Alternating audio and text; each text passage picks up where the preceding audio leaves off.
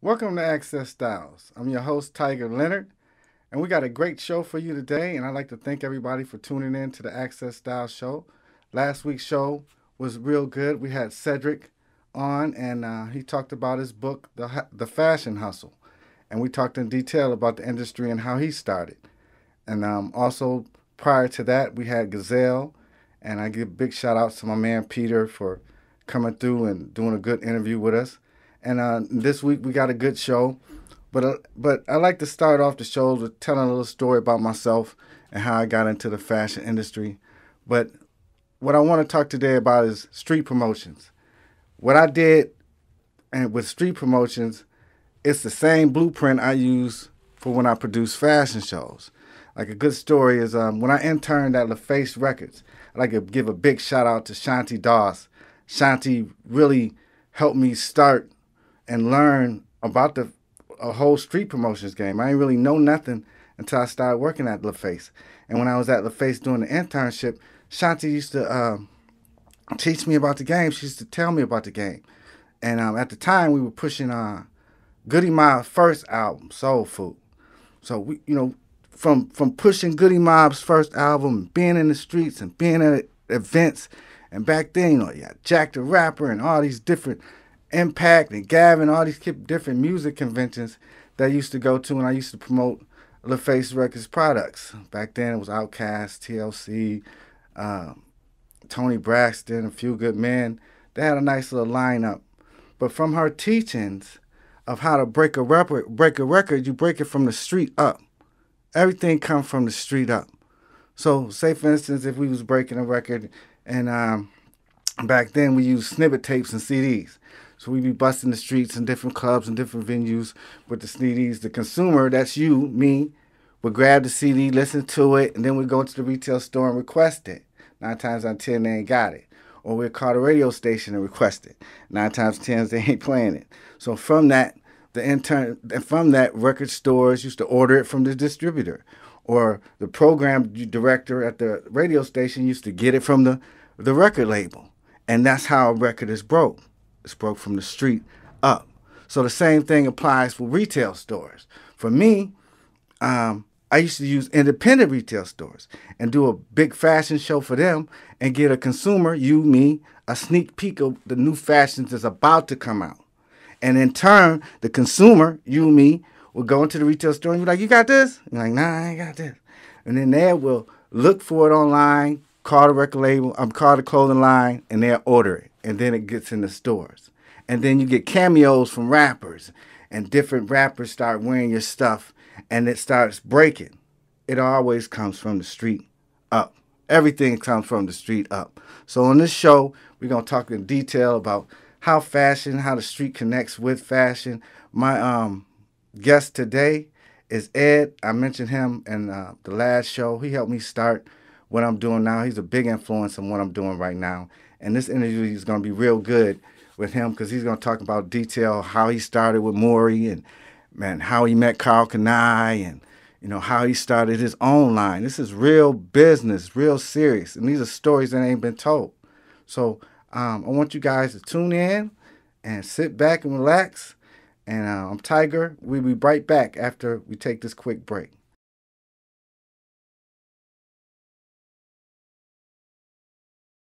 Welcome back to Access Styles. I'm your host, Tiger Leonard, and we're about to bring in a real special guest. I mean, this guy was with me when I started back because I've been knowing him like 20 years, and I'm real comfortable that he's here today. I'm real excited that he's here today. And I'm going to bring him on in. His name is Eduardo, call him Ed. He's with Urban Legends, and we're going to bring him on in. How you doing, Ed? Tiger, what's happening? What's happening, man? It's good, It's good man. To see you, man. Yeah, good to see you in this rainy city. I know. I'm glad you stayed. Yeah. I don't know what we're talking about, but glad you stayed. I'll stay for you. Thank you. I appreciate that. I'm glad to have you aboard on the show. I want to talk about you in the beginning. You were a big inspiration for me in this game. Right. So how did you start off? Come closer to the mic. How did you start off with to meet Mauri, or how did you even start off like from high school? What's your story? Man, you remember the movie Goodfellas?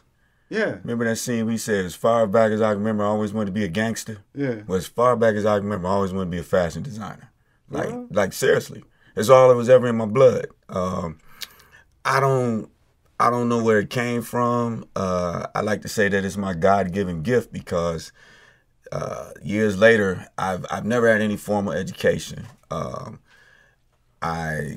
was just in me.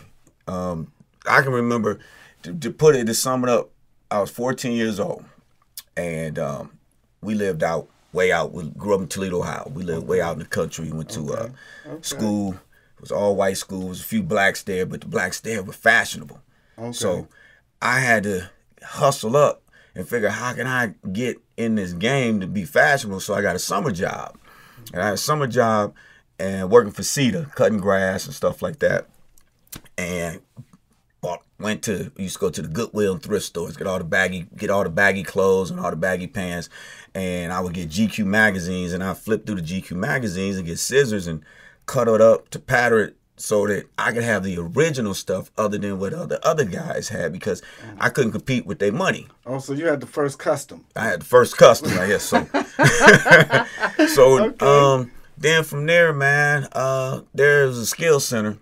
When I was in high school, start high school, it was called fashion merchandising. And basically what it was is you had a skill center, you went to school for a certain part of time, and then you went to your trade, which was either banking, finance. Mine was fashion. Okay. And when I started doing that, that was really the first becoming of me getting my awareness of fashion, because what it did was you put on fashion shows. You got taught how to put on fashion shows for the school. You did everything the students did according to fashion. You came up with a clothing line. You did fashion shows. You did magazines, and it was all for the school and for the public. Okay. So that's how I started getting into it.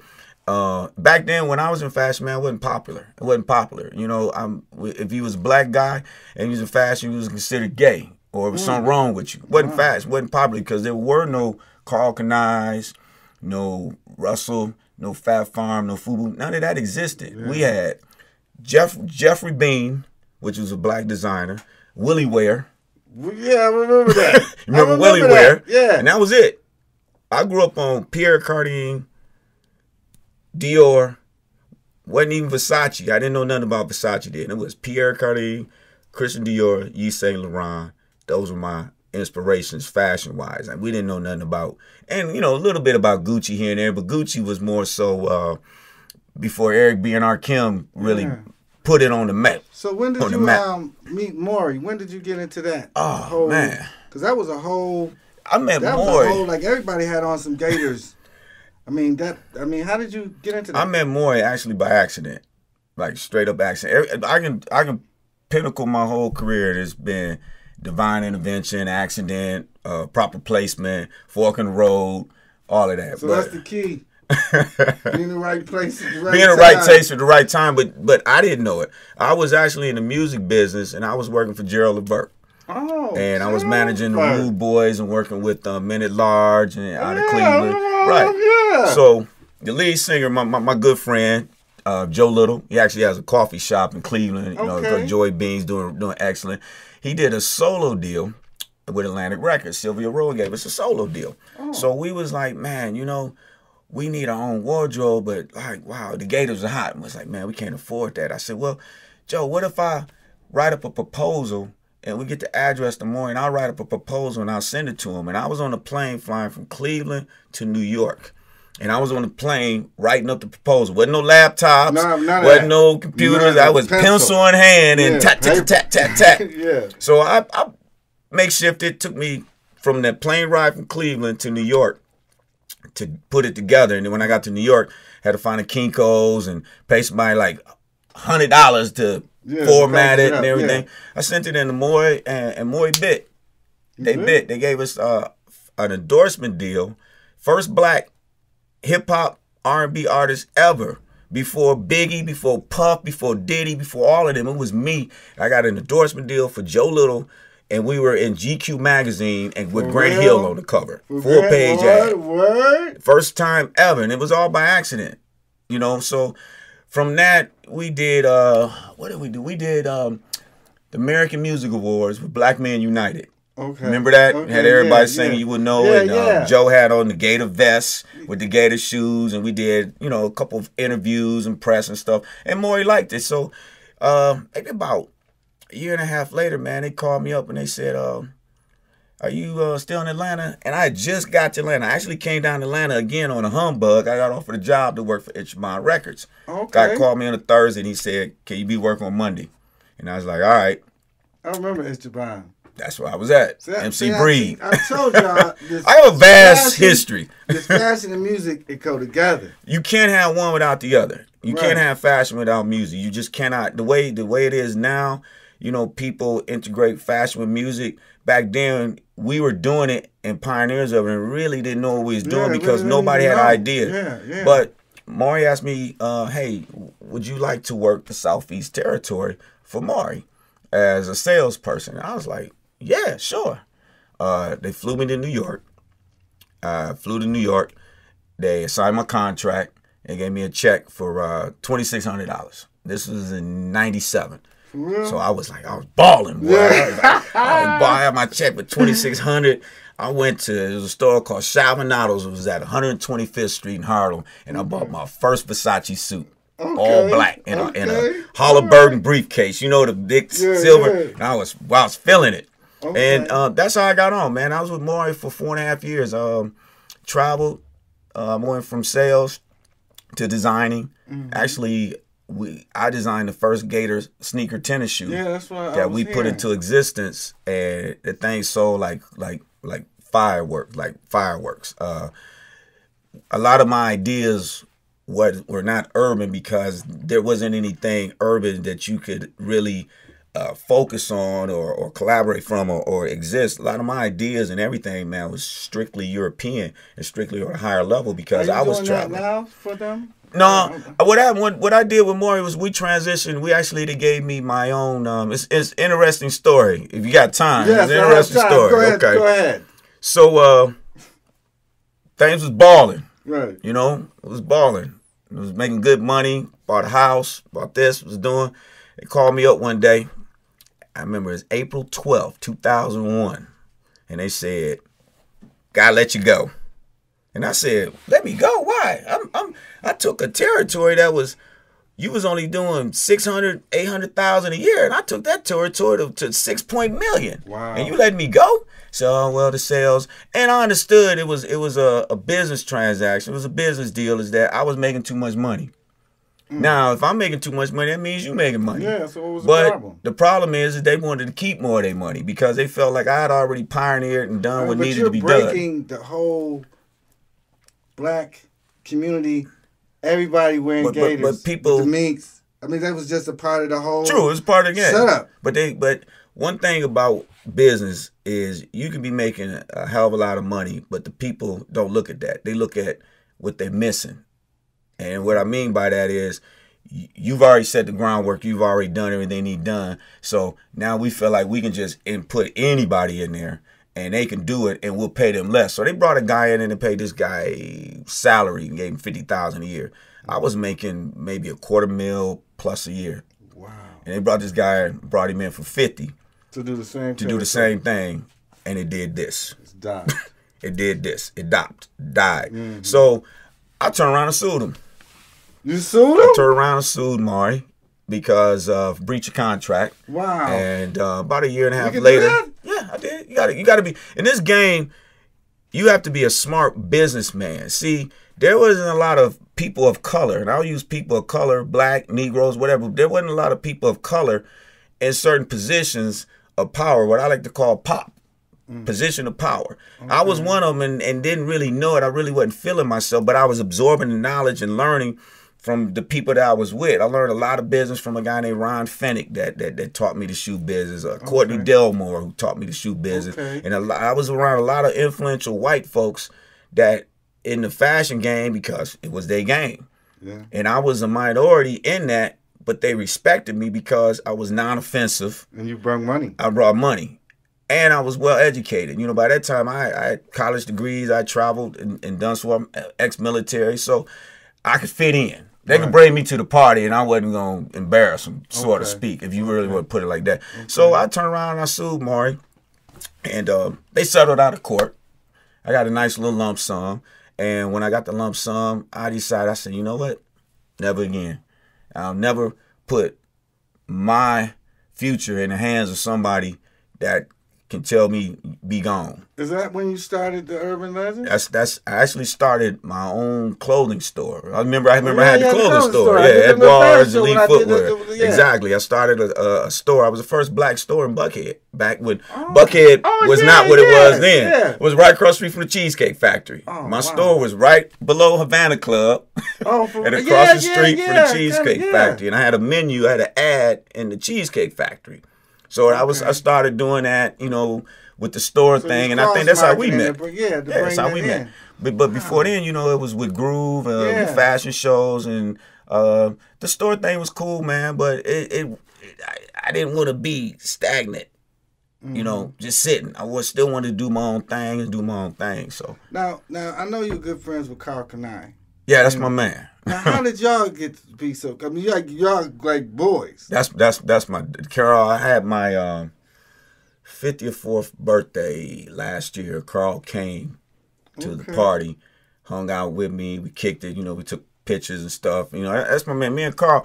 I give Karl credit for really bringing me into the clothing game, because before then I was into footwear with Mauri. Right. I met Karl when I was with Mauri. And he offered me a job. Oh, so and I was like, nah, man, I can't do it, man. I'm with Mauri, you know, I'm good. I ain't gonna do it and things like that. So he was a little persistent, you know, through years and stuff had passed by. And when I had my clothing store, I actually quit the clothing store, I closed it, and Karl offered me a job to be his marketing director. So what we did was, we traveled together, and we put on shows and fashion shows, and we went to stores, and we did a whole huge campaign. Yeah, because you know that whole campaign. Yeah, because he had a licensing deal with Baby from Cash Money. Oh, for real? And I was the person that had to travel with Baby and handle all that. Now, you know, you really want to know some stuff, boy. I can tell you some stuff. Oh. Okay, we're going to take a quick break. Yeah. And when we come back, we're going to finish talking about this. You watching Access Styles. We'll be right back. Access Styles.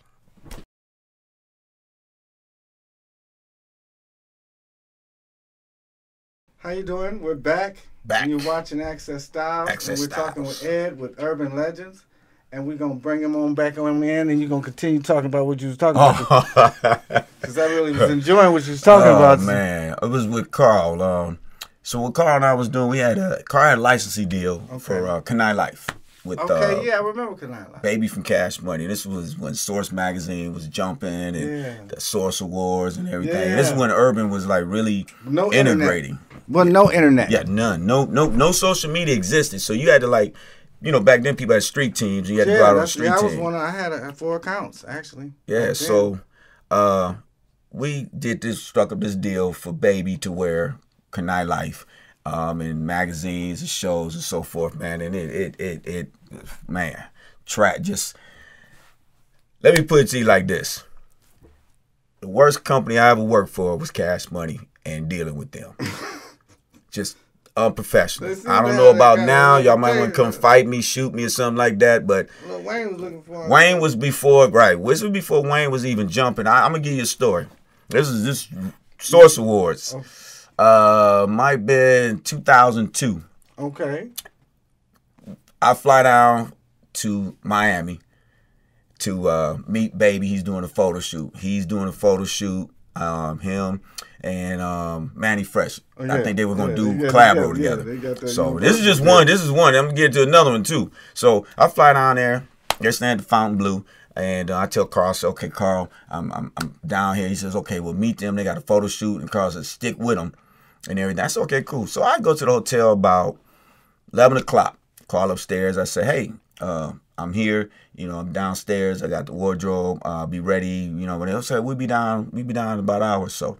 1 o'clock, 2 o'clock, 3 o'clock, 4. Nah. 5 o'clock, 6 o'clock, give me some more. Nah. I sat down in the lobby of the Fontainebleau for 6 to 7 hours waiting on these guys. because I couldn't leave, because if I left, I didn't know, and I kept calling, and it was just unprofessional. They ain't had no representative to sit down? There's no controlling these cats, like, for real. So by the time they came downstairs, we all got into the cars and we drove out. It was the record label, the PR, A&R, and everybody. We got out there. It was a photo shoot. It was going to be at a speedway. Okay. By that time, the sun had went down. So ain't no speedway. So dark way. So I got the T-shirts and I'm telling baby, hey, yeah, this is what we want you to wear. This is what's checking in and so forth. And he said, hey, look here, baby. You ain't got no velour sweatsuit? And I was like, it's 80 degrees in the shade, man. You know, if I don't get no velour sweatsuit, I ain't wearing nothing. And he walked off. Wait a minute. This is in Miami. You don't understand that you got the line that's out. That's again, that's my point. I called Karl. I said, Karl, look, man, this. I said, look, man, I can fuck him up, but everybody else I can't. I said, because I'm that pissed. So Karl said, just relax. Karl still is today one of the most mild-mannered person. I've never seen this guy upset. Like I've never seen this guy upset. I've never seen him raise his voice. Never, ever. Mild-mannered, professional, like, and nothing upsets him.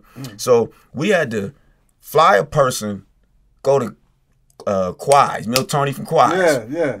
Go to Tony's, get the velour, and fly a person down to Miami. You had to fly. You had to get the. I had to find somebody. I had to make a phone call and fly the suit down with somebody to continue to Miami. Do the video. Yeah. Do the photo shoot. That's it.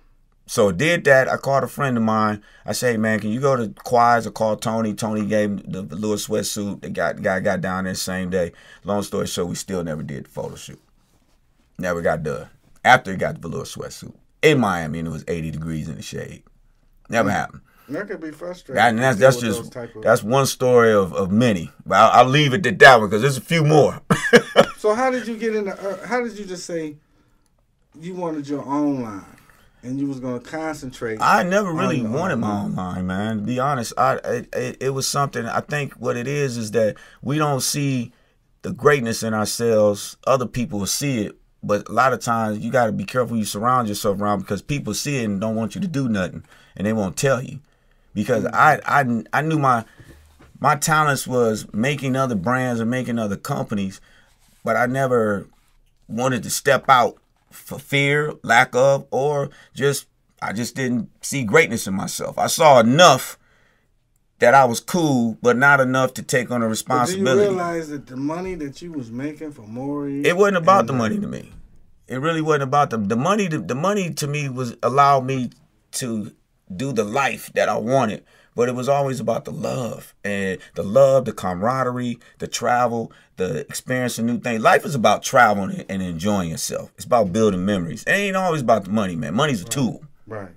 Money was a tool to me to do this and do that. You know, we was popping bottles before bottles existed, and before we go out and we get table and get bottle, you know, before it even became popular. Yeah. So that. How I ended up getting my own line, man, it was weird. Karl Kani and I was coming back from I think we was coming back from Atlanta or New Orleans, and Karl said, you know what, man, you should start your own line, and I'll help you. For real? That's it. That was it. And when he said that, it was just like, I was like, damn, you know what, man, maybe I should start my own line. It wasn't my mom had said something, you know, before about you getting your own line, but again, a lot of times you got people around you, man, that may be haters, because I had a lot of people around me. No one ever has said anything like, man, you should do your own thing. It took a man that was a millionaire, that had his own, doing his own thing, that had nothing to gain out of it other than friendship. Wow. That was it. That's what we need. Then. Yeah. We need that hand up. And we got back to L.A., and I stayed with Karl for a while in L.A., and I started working on my own thing, and then I originally started a women's line, and then started the men's. I remember it was a women's line. The prints that you was making. Yep, it was a women's line. Do you design, or do you hire people to design what your vision is? Like you might have an image in your head, but you know, I might have images, but you know, you get a designer or a sketcher, or how does it work? How I work is I don't have a design team. Before, when I first started, I had a artist, and I would have an idea in my head, or I flip through magazines and I find something and I give it to him and I tell him change this, rearrange this with the way I wanted it. I had an actual artist that was doing it, and then from there, freehand it, and then from there we'd go to Kinko's, and we spent hours in Kinko's because it wasn't any Photoshop or anybody had them programs was so. Wow. I had a graphics guy that Boulder College. Remember Boulder College and AIU here in Atlanta. So I had got a couple guys that was doing stuff for me like that.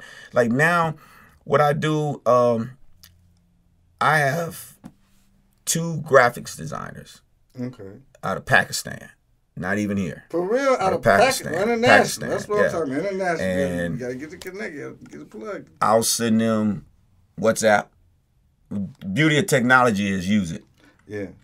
I'll send them stuff through WhatsApp and design and so forth, and they'll send it back, and then I'll say, you know what, tweak this or add something. Show me 3 versions of what I asked you for. They'll show me 3 versions, and we'll tweak it. And sometimes it'll take. I'll love something, and I'll go to sleep or listen to some music or go to the club, and I'll be like, damn, you know what? Let me change this. My phone has all kind of notes of different quotes saying. I have like over 12,000 photos in my phone of pictures that sometimes I have to revert back to because it's an idea that I came up with. Okay. And I'll go back. So I don't throw anything away because I never know when it's going to inspire me and hit me for something. I'm like, oh, you know what? I need to go back and I need to do this and I need to change that and they change that.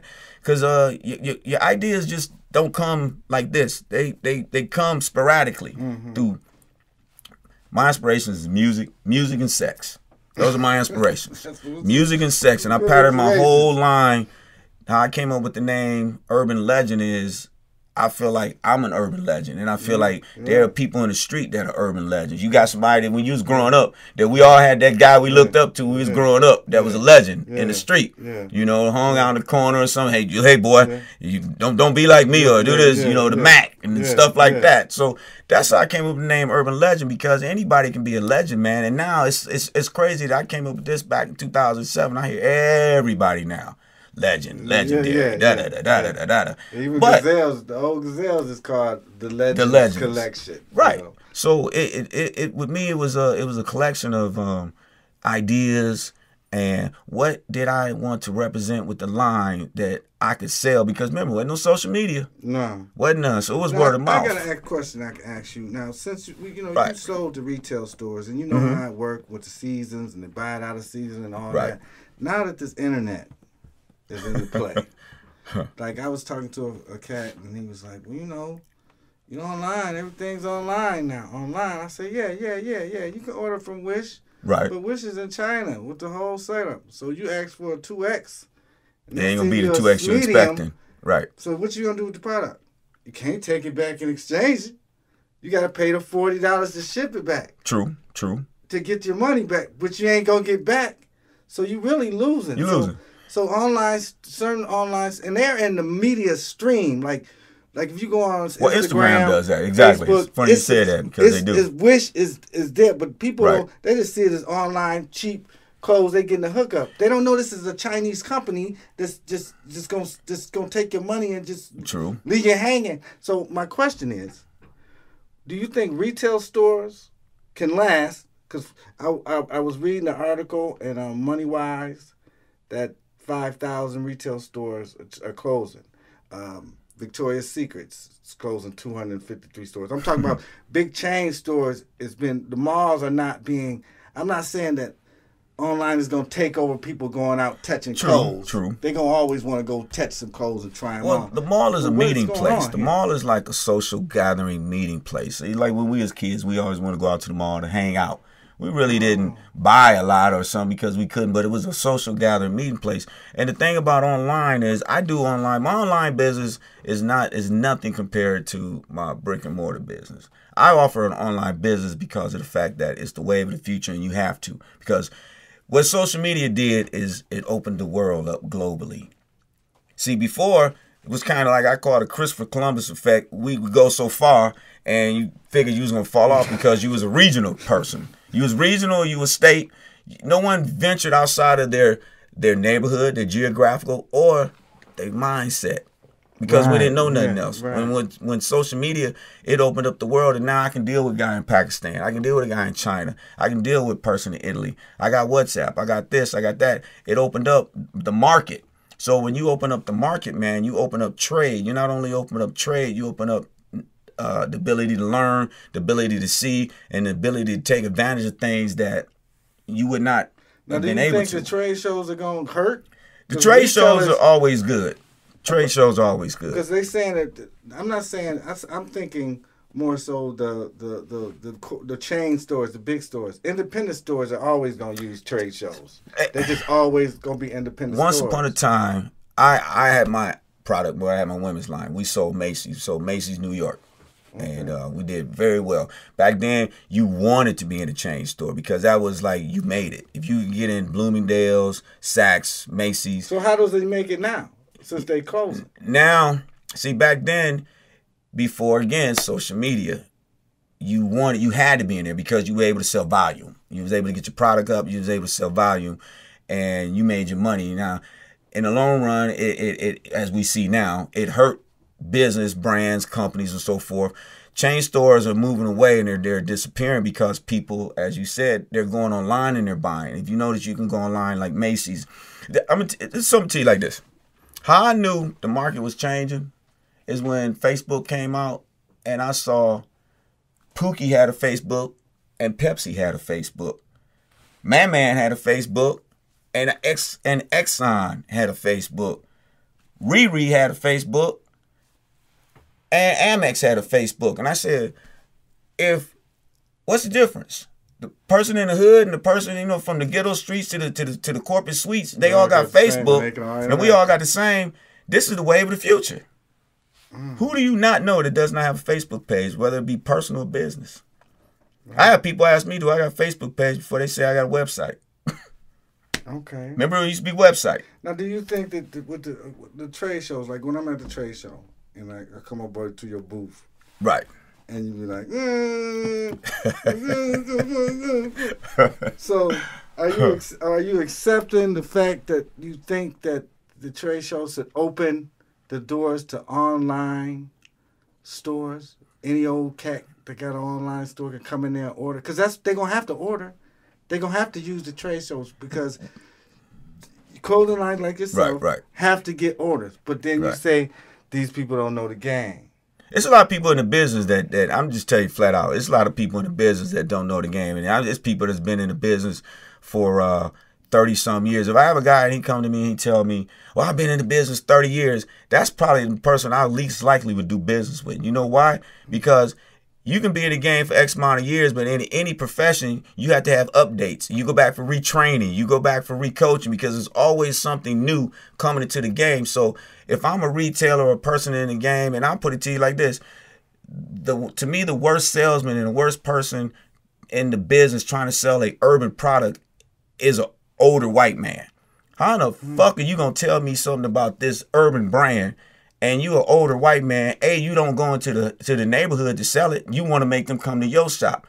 You're married, you got kids, nothing wrong with that. You're not in the clubs, you don't know the music, you don't know what's popping. So how in the hell you gonna sell me something that you don't even fucking wear?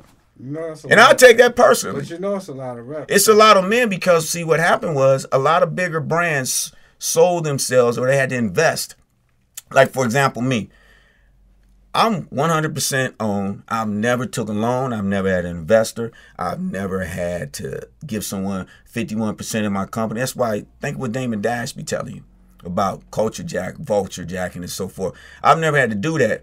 But sometimes you get to the point to where you have to in order to make it in a business. And when you do, those companies bring in their already solidified team, which is white boys, white men, however you want to put it, that are already solidified. And they're now the sales reps that are making all the money. Wow. Prime example. Remember my guy from Sean John? I can't think of his name, but you remember who I'm talking about. They brought those guys in, and they came from Tommy, and they came from all those corporate levels. So when they brought them in and they acquired these urban companies, now the urban companies, you go in, and instead of me doing business with somebody like you, I'm doing business with, and nothing, I said, nothing racist and nothing personal, it's business. You know, and I might say some things in business that might hurt your feelings, but it's the truth. And the fact is that you had these white guys coming in and knew nothing about the brand, nothing about the product, and they didn't want to go into the hood. They didn't want to go into the black stores. It made you come to see them, and it hurt the game. It hurt the game. It hurt the game. Me, I produce, design, make, create. I'm the mailman. I'm the janitor. I'm the CEO. I'm the cook. And I'll get on the road and I go and visit stores personally. And, and I tell them, I said, I bet you ain't nobody from Rockwear, or not Rockwear, but from Rockstar coming to see you. I said, I come to your store and I'll sit down and I'll do business with you. When you call them, they ain't going to come to your store. You know why? Because they don't understand it and they scared. Just plain simple truth, they scared. Now, they'll take your money and they have a hot brand because they made it hot. And another thing that a lot of these companies do that I personally don't like, it kills the game, is say a company like True Religion or Rockstar or another popular brand, they'll give you a minimum. Their brand is so hot that when you come in and you need it, well, you got to give me a $25,000 order. And if you don't give me a $25,000 order and buy every season, then I can't sell you.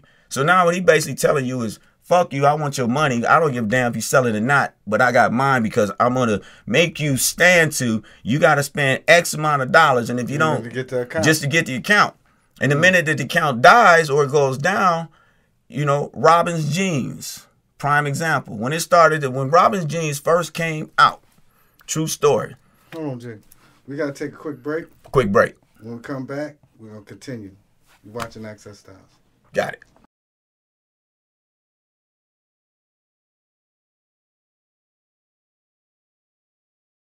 Hi, we're back. You're watching Access Styles. I'm Tiger Leonard, and we're going to continue talking to Ed about very interesting subjects about his I get a little carried away, well, that's man. Okay. Because, that's okay, man. Erykah Badu said, I'm an artist and I'm emotional about my shit. I know that's right. You need to be. That's okay. Now, I want you to finish talking about what you was talking about, and then we're going to talk about your new line. It's like, I'm just using an example. We remember Robin Jeans. Right. Once upon a time, about 2005, 2007, I say 7, Robin's Jeans did not want to sell to the urban community. It was a contemporary line. It was Beverly Hills and Motor 404. I remember that. They never sponsored none of my shows. They didn't never want to sponsor nothing. They didn't want our money.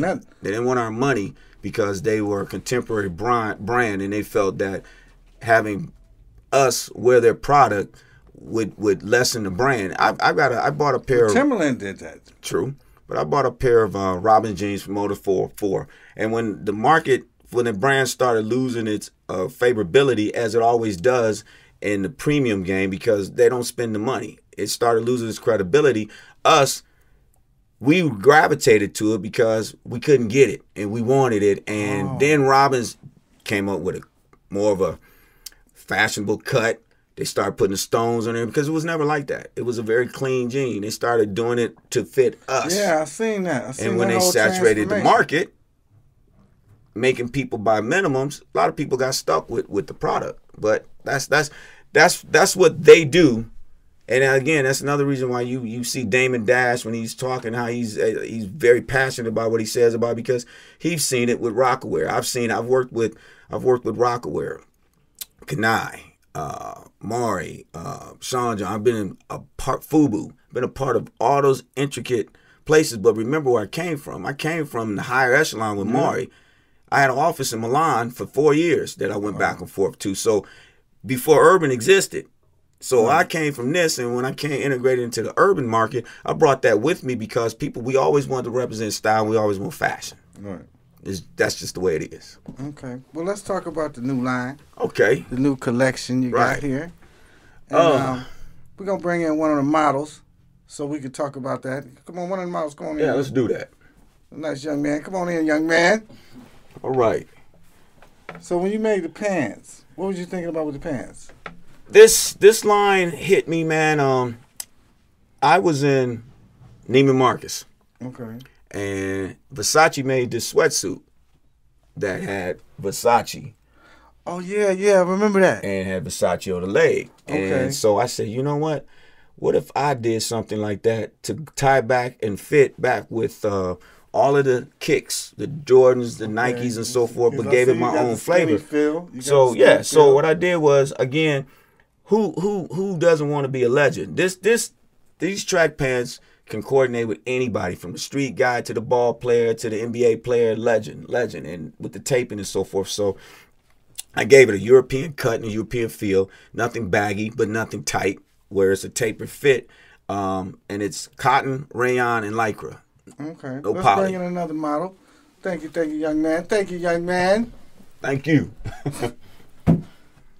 Let's bring in another young man. So what I did here was I came back and I did it in colors. I decided to do a 3 simple colorway that sells. Some people don't like the zip thing. Well, here's the deal.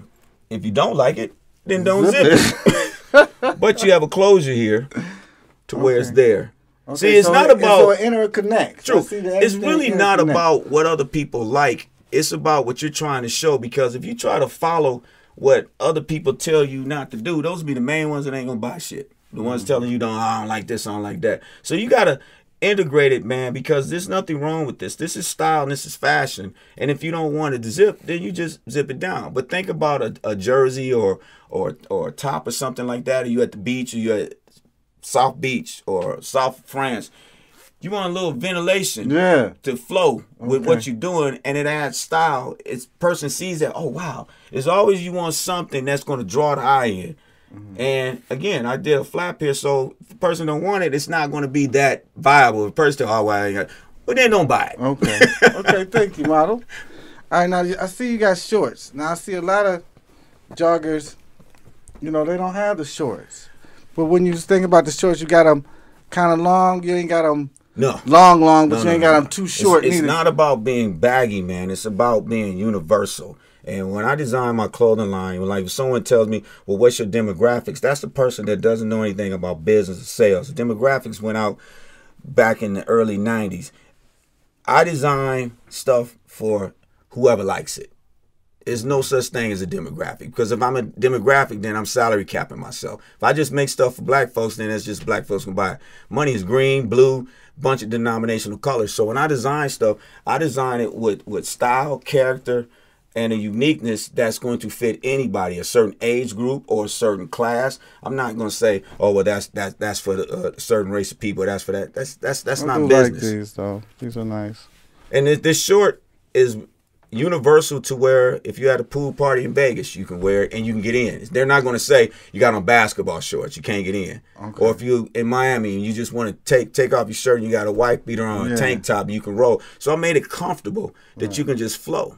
Okay. Because that's what it's about. Fashion is about comfortability and style. So how can the people get in touch with you? They can get in touch with me, I guess Facebook, okay, go ahead, Instagram. Give it to them. My Instagram is I am the _urban legend. And my Facebook is Urban Legend. Website, everything connects. You can go into everything. I'm always open for conversation, with young people about certain things and fashion. Like I said, I'm independently owned, black owned, damn proud of it. Never took any money from a bank, never had an investor. It's been hard, but 12 years later, I do really good for myself, and I'm happy because it wasn't about the money. It was just about the love of it and building something for wealth for my generations to come. So that's how you find Ed, man. Thank you, brother, that. man. Thank you.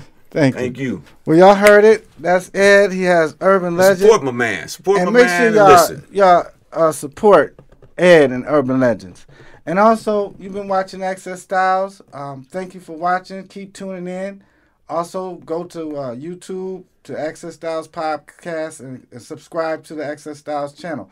Also, you can go to Instagram and punch in Access Styles, or you can punch in Tiger Leonard and holler at me. Thank you for watching this show. We're going to continue to do good shows and give you informative information that you can use. My name is Tiger Leonard. You're watching Access Styles, and I'll catch you next week.